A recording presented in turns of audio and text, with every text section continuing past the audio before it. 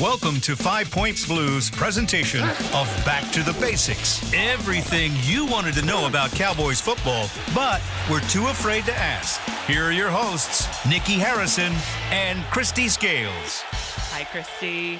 Nikki, you excited? I am very excited. This is our first show. This is Back to the Basics. Everything you wanted to know about Cowboys football, but were too afraid to ask. Live from the Star, our mission is to educate. Christy, you're the teacher. I'm the student. Well, the thing is, I think that women who didn't grow up playing football, we're passionate about the sport. We love the Cowboys, but we don't have the same background that guys do that grew up playing it.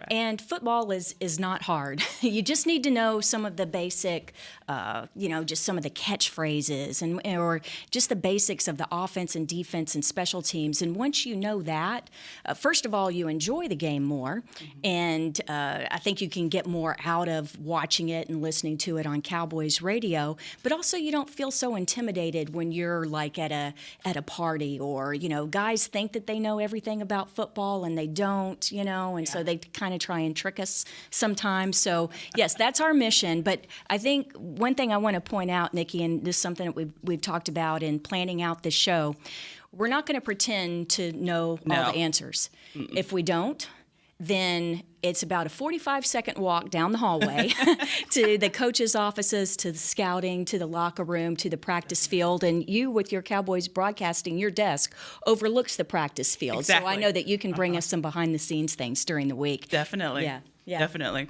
Well, I just wanted to start off to Sunday's last game against the 49ers in San Francisco. Big thing. Our kicker goes down, Dan Bailey. Why was it that we don't have a backup kicker and that Jeff Heath had to kick for us? Well, there are only 53 players on an NFL roster, and even fewer than that are available on game day. Only 46 players are active on game day.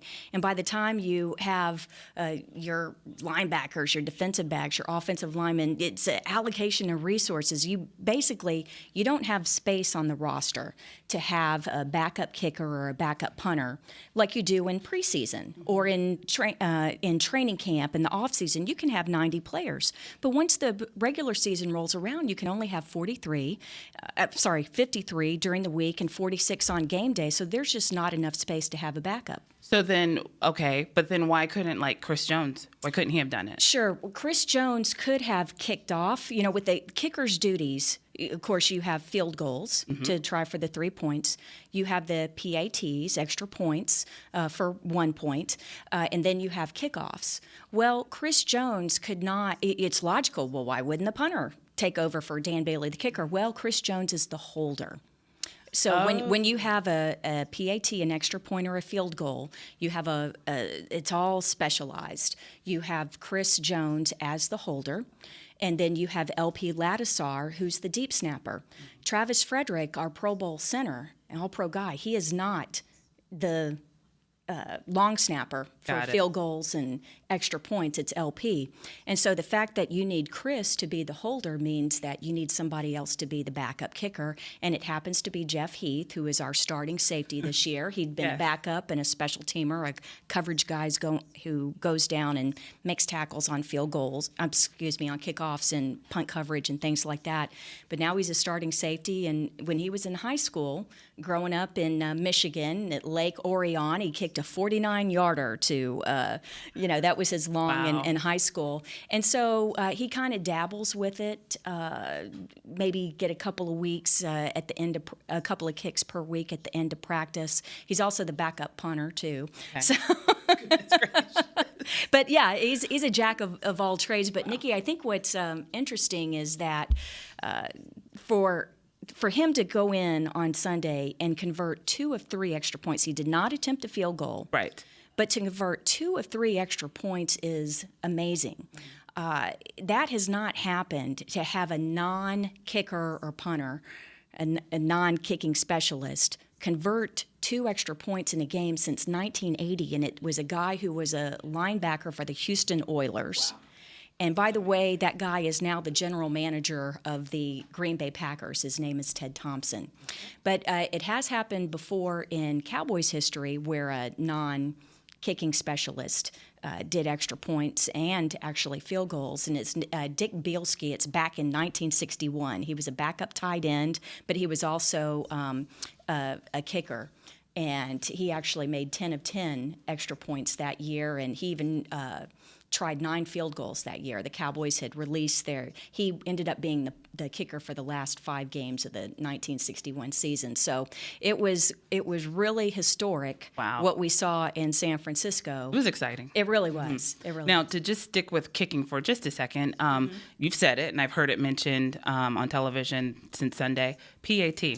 What does that stand for? Yeah, a point after try. So it's an extra try. point. Okay. It's an extra point. So it's just an It's acronym. the same thing. It's an Okay. acronym. Mhm. Okay. All right. In the official statistics, if you look at a stat sheet, it'll say PAT because that's shorter than it's an acronym instead of putting extra point. But that's exactly what that means. Oh, perfect. Okay. Well, then now I can take that one out. Now, I've also heard this one, a drop kick. That's really, really unusual. Drop kick, we haven't seen. We saw it just in 2006. Doug Flutie, Okay. who was the backup quarterback for the Patriots at the time. It's the last game of the season, and Patriots are, they're already the dynasty that they still are today. And it's the end of the season. They're playing the Dolphins, and it's towards the end of the game. And Bill Belichick, who's so laser focused, but he's a football historian. He knew that Doug Flutie knew how to do a drop kick. What is a drop kick? It's actually from rugby originally, but it's when a player drops the ball, it bounces off the ground, and he then kicks it. So now when we have extra points and field goal tries, the ball is snapped back, and you have the holder place the ball on the ground, and they hold it with their finger, right? And Right. the kicker steps up and kicks it out of the hold. A drop kick, in this case with Doug Flutie, he lined up in a shotgun snap. So instead of being under the center and taking the ball with his hands, a shotgun snap is when you're back off the line of scrimmage, just like an offensive play when a quarterback's lined up in a shotgun. So Flutie takes the snap, takes a couple steps back, bounces the ball off the ground, and just as it bounces off the ground, he kicks it through the uprights to convert the extra point in this Wow. case. Wow. So he got the 1 point for an Okay. extra point. Yes. And it was the first time in over 60 years that it had happened in NFL history. The last time it had taken place was 1941. Okay. So back in the late 1800s and the first 3 decades of the 1990s, it was more common. You've heard of Hall of Fame players and legendary sports figures like Jim Thorpe. Well, he was a specialist at drop kicking. So it's something from way back in the old times of football, and it goes back So- even before that to rugby roots and things Why like that. has it But we don't been- do it anymore. Okay. But so then why have I been hearing about it? Well, just because with the reason why it's been brought up the last couple days is because it was so unusual to have Jeff Heath go Okay. in and kick an extra point. As I said, it hadn't. Wes Welker, the Patriots wide receiver, great player, he had kicked an extra point in 2010 when he had to run in on an emergency basis. So he was the last non-kicker kicking specialist to convert an extra point until Jeff Heath. But Jeff Heath actually did 2 of them in the game. And again, that's the first time since 1980 when Ted Thompson, the current general manager of the Green Bay Packers, who was a linebacker for the Houston Oilers at the time, converted 2 in a game. That's exciting.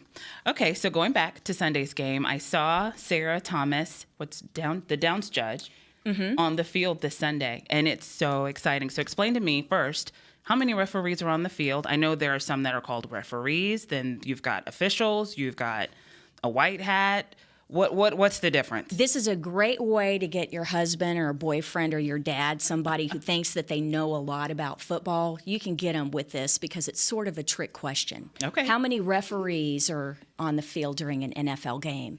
And they'll think, and they'll kind of be going through their mental Rolodex and close their eyes and try and see it on the field. Are there 5? Are there 6? Are there 7? The answer is there is 1 referee, and he is among 7 officials on the field. Wow. So when Okay. people complain, oh, those refs are against us today, there's only one ref, and he's the head of a crew of 7 officials. So Sarah Thomas is one of the other 6 officials. She is part of the crew with referee Ron Torbert. Okay. And they happen to be working the Cowboys 49ers game this weekend. And Sarah has worked a couple of other Cowboys games over the previous couple years. But Sarah is a real wow, just a trendsetter and historic figure in women in sports because she is the first full-time female official in the NFL. Full-time. And yes, she is full-time. This is their full-time job? Right. wow. Well, no, officials, when I say full-time, we had actually had a female serve as an official during a preseason game. Okay. Named Catherine, I'm sorry, I'm blanking out on her last name right now, but we had a woman officiate an NFL game before, but it was just one game. And Okay. But Sarah was hired as a full-time official in terms of she's part of the regular crew that does a whole season. And so this is her 3rd season. Her third. That's so cool. And she is a down judge. And what's significant about that is I mentioned there are 7 officials on the field. Mm-hmm. And so one is the referee. And then you also have an umpire, Okay. a down judge, Okay. a head linesman, a line judge, a side judge, a field judge, and a back judge. Now, Sarah being a Down judge. down judge, this is the first year that the NFL has called that position a down judge. What happened was in the offseason, Sarah Thomas got promoted from line judge to head linesman. Okay. And I'll explain what that means and where they're positioned on the field. But just trust me to say that there's kind of a pecking order, and you try and work your way up to being a referee. And so Sarah she changed her responsibilities this year. She went from line judge to head linesman. Well, the NFL, in response to that, to be more gender neutral. Mm-hmm. Okay.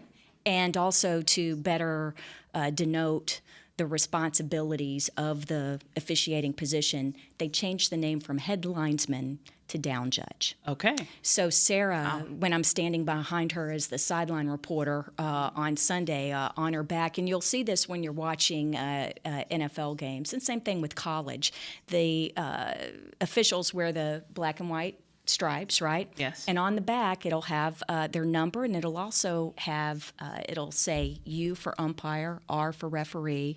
Sarah went from being an LJ, line judge, to being a DJ this year. Okay. Yeah, it used to be HL, head linesman, but now it's D, down judge. All right. Yeah. And so then the white hat, the one that wears the white hat. Exactly. Is he, what is he?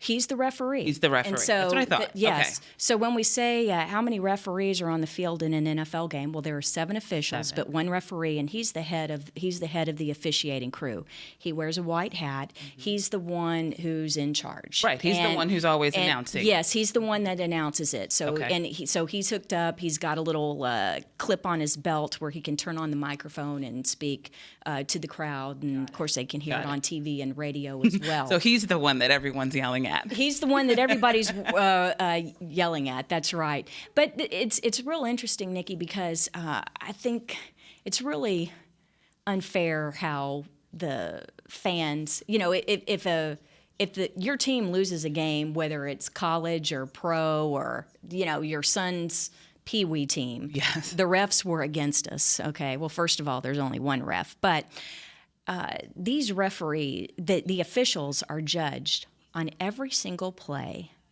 of every game. They're evaluated. There are full-time department heads at the NFL league offices in New York, and their sole responsibility they have multiple responsibilities.